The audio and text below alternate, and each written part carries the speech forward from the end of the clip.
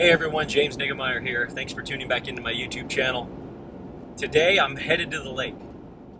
The latest video that I uploaded was titled Post Spawn, and I went over patterns, baits, presentations, locations, and a lot of different things. I covered a lot of material, wide variety of baits, particularly topwaters, because topwaters are key. I feel like that's when they're really good in the post spawn. But I kind of threw a lot of stuff at you guys and really wanted to remind everyone that post spawn can really be that time of year when junk fishing, which is using a wide variety of baits and presentations and fishing in different depth zones and different locations in the lake, because fish are doing everything. There's probably still some, sitting on beds, most likely done with the spawn. You might find a couple paired up, but mostly done with the spawn, but guarding fry, guarding eggs, and all the way to fish that have spawned maybe a month ago and they're done. And they've moved off and they're on secondary points and primary points, and they're kind of thinking, heading towards those early summer locations. So a lot of different things going on, and I'm headed to the lake today to try to just apply some of what I shared. There was a comment that said, hey, when do you use this bait and that bait, and how do you go through the decision-making process of locations and presentations and different things like that? And I thought, hey man, that's a great topic for a video. So that's the mindset, that's what I have going into today. We're going to the lake, we're going to Lake Fork, and we're gonna apply these things that I talked about, and we'll see how susceptible those things are. One thing that I've learned about bass fishing is that you gotta keep an open mind. So if the fish are not receptive to the different things that I've talked about, I'll be willing to change. But one other thing that I want to say is, in that last video, I really talked a lot about some presentations that have worked over years of fishing, and some stuff that I thought would be applicable for different areas of the country and different types of waters than I fish here. But we will keep an open mind. We're going to just see what the fish want and be flexible, fluid, and be willing to adapt to see exactly what the fish are doing and what they would like today. As far as conditions, yesterday we had some stormy weather. First thing in the morning it rained, and then it was followed by some really high winds, 15 to 20 with gusts to 30. It really howled yesterday, I was going to go yesterday, but then I saw that wind and I said I'd put it off till today. Conditions overnight were clear, calm, and cool. I think the low for last night was 50, which is lower than it has been. It's been nice. And so it dropped, the air temperature dropped overnight, and it's just really bright. Yeah, like yesterday, I believe we had a low pressure. I'm gonna guess we have a high pressure. There's not a cloud in the sky, and the winds are supposed to be north-northwest at 5, becoming variable. So there'll be little wind.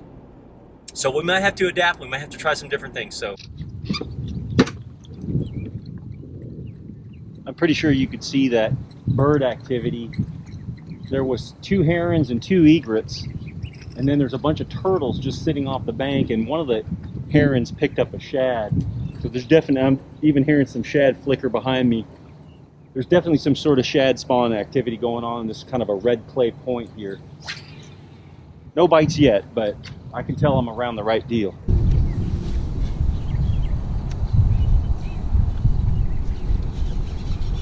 Oh, gosh, that fish smoked it.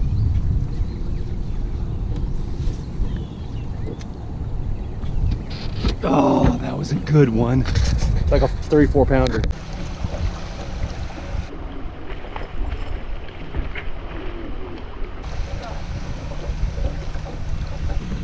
So right now I'm 0-2 on this shad spawn. I'm looking at hard surfaces like this riprap, that clay point, and then the grass that sticks out from it. Had that last one on a spinnerbait, and then the other one was on a swim jig. Just gonna keep going, because the reality is the shad are always moving, so you just kind of try to collide with them. Ran through that one little section, and there was some definite bait fish. I don't know if it was shad, but there was some sort of bait fish spawning on those rocks, and Jumped off that one on a spinnerbait, had that other one on a swim jig, had another one come out and rush my spinnerbait, but he didn't get it. Definitely something going on right there, but I tried double backing, didn't get anything. So moving on, trying to stay with this bait fish spawn, because I'm not sure it is quite shad, but looking for the birds, looking for those hard spots and any kind of grass that bait fish will spawn on. It would have been a really fast start, but now missing those couple of fish has actually made it kind of a slow start. So here we go. Gonna make a good run, try to locate some areas where the bait fish are. You can kind of tell just by looking around that the shad spawn's done. See, those birds are up there high in the tree. This bird, this heron over here is on top of a stump. Whatever kind of bait fish spawning activity looks like it's just about finished. Kind of knew that when I got here at about 8:30, so wasn't a total surprise. Kind of tried to get in on part of the last little bit of it, but it doesn't mean we won't be able to catch one or two more that are up here shallow, still chasing the shad around. We'll keep trying.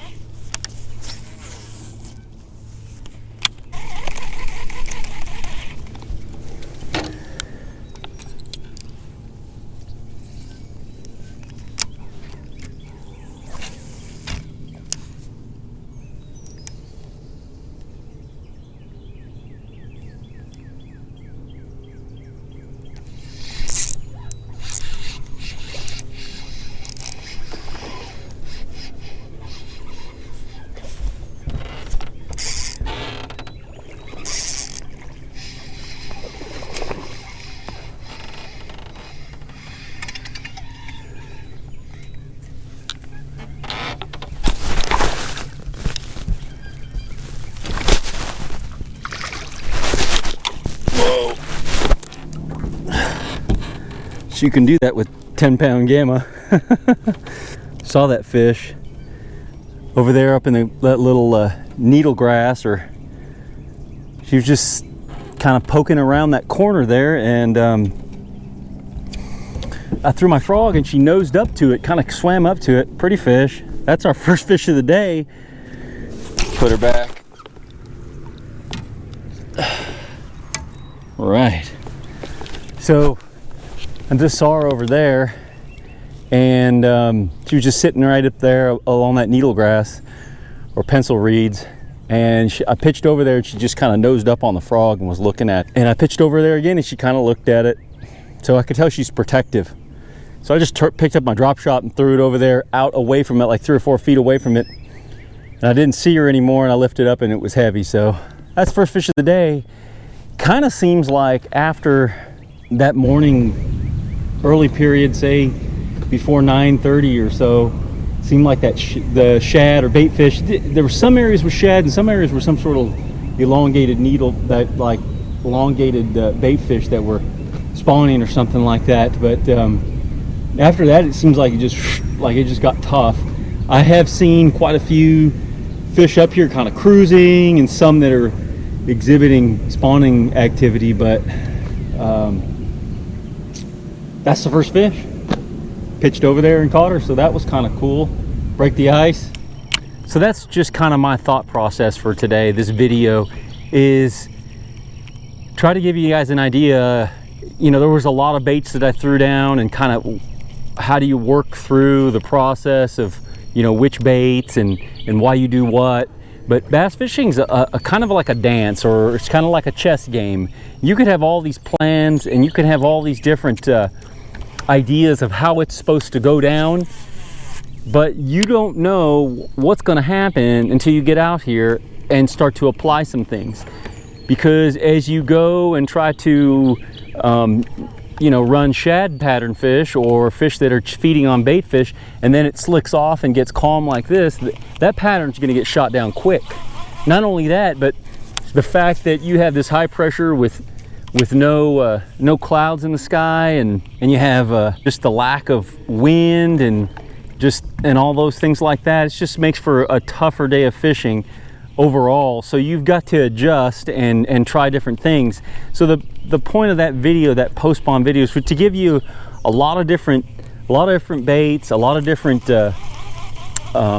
presentation choices that you can apply throughout the day. Because again, bass fishing is kind of like a dance, or it's kind of like playing chess. When after you've tried one thing and you circle back to try another, sometimes you have to make some adjustments in order to get bites. Like today, I can feel we're going to be making some adjustments just because of the conditions. I mean, the conditions are such that some patterns aren't going to work and others are. So way more fish on beds than I thought there'd be. They're real skittish though, but I found a good one here. I thought I'd give her a shot. Kind of off the bank, kind of hard to see. So we'll see. Hopefully she bites. She looks aggressive. Ooh, I think the male bit it that time. I'm actually really surprised how many fish. Nope, there she is.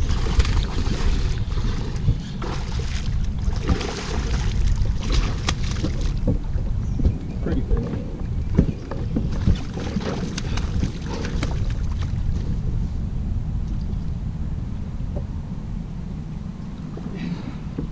Wow, look at that fish. Hooked in the mouth. Right there. Get her hooked. Look at that one. That's a nice one right there.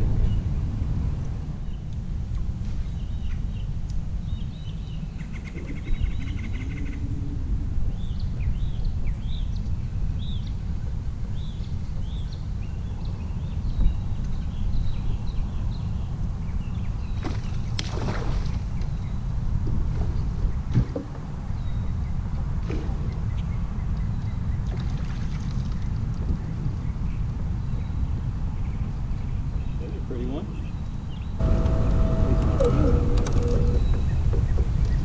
Pretty fish. I'm just kind of fishing like they're spawning. But I mean, I think these are just leftovers. I think the majority of them are done, but there's another pretty one.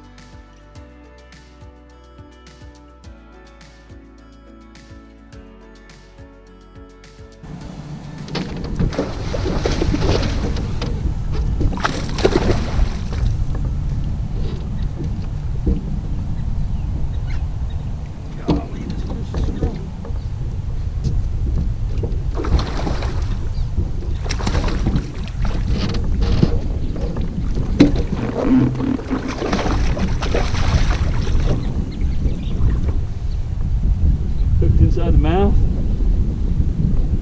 Hook just fell out too. That was my biggest one of the day so far.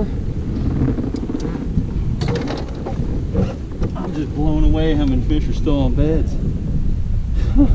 Let's go ahead and weigh that one since it's the biggest one. 469. Pretty fish. Get her back in bed.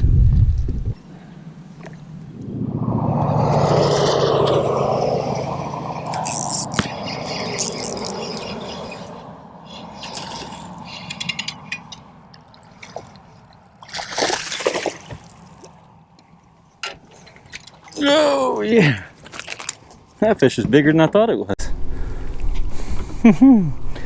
Drop shot. Nice fish. Been working on it. It's been over there. I actually thought he was just a little guy. thought he was just a little guy, but then he was just so aggressive I couldn't pass him up. Fish is pretty, nice and healthy, very protective of the bed. That's awesome.